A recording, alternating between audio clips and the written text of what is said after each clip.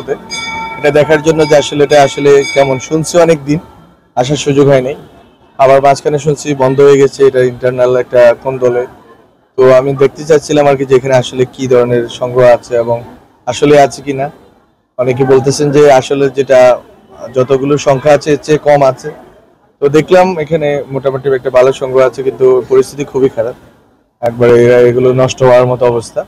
আশা করবো যে সংস্কৃতি মন্ত্রণালয় দায়িত্ব নিয়ে হচ্ছে স্ক্যানিং, অন্তত ডিজিটাল স্ক্যান করে রাখবে। এখন এটা পুরো প্রিজার্ভেশনের জন্য যে পুরো ইকোসিস্টেম ভবন অথবা এসি লাগে, নির্দিষ্ট তাপমাত্রায় রাখতে হয়, এগুলোর প্রিজার্ভেশনের জন্য আবার এই নিয়মিত জার পোচ করতে হয়।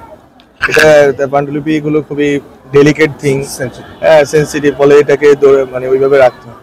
তো আমি মনে করি অন্তত ডিজিটাইজেশনটা যদি হয়ে যায় তাহলে অন্তত একটা কপি আমাদের কাছে সংরক্ষিত থাকলো। এটা যাতে সংস্কৃতি মন্ত্রণালয় করে, আমরা কথা বলবো আমি ফারুক ভাইয়ের সাথে। আমি আগে ওনাকে বলছিলাম যে এরকম পুরাতন লাইব্রেরিগুলো অন্তত আমরা কভার করতে হবে ডিজিটাইজেশনে।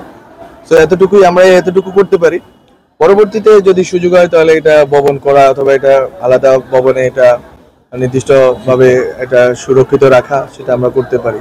কিন্তু আমাদের যতটুকু সময় আছে এই সময় আমরা অন্তত ডিজিটাইজেশনটা শুরু করা যায় কিনা এটা ফারুকি ভাই বলতে পারবে। আমি কথা বলবো গিয়ে। আমি দেখলাম এটা আসলে বাংলাদেশের ঐতিহ্যে একটা গুরুত্বপূর্ণ অংশ। বাংলাদেশে বোধহয় এটা থার্ড অথবা ফোর্থ সংগ্রহশালা, পুঁথি সংগ্রহ পাণ্ডুলিপির দিক থেকে ঢাকা বিশ্ববিদ্যালয় বরেন্দ্রের পরে এটা সবচেয়ে বড় সংগ্রহশালা। তো আমি মনে করি যে আমরা কাজ করতে পারবো।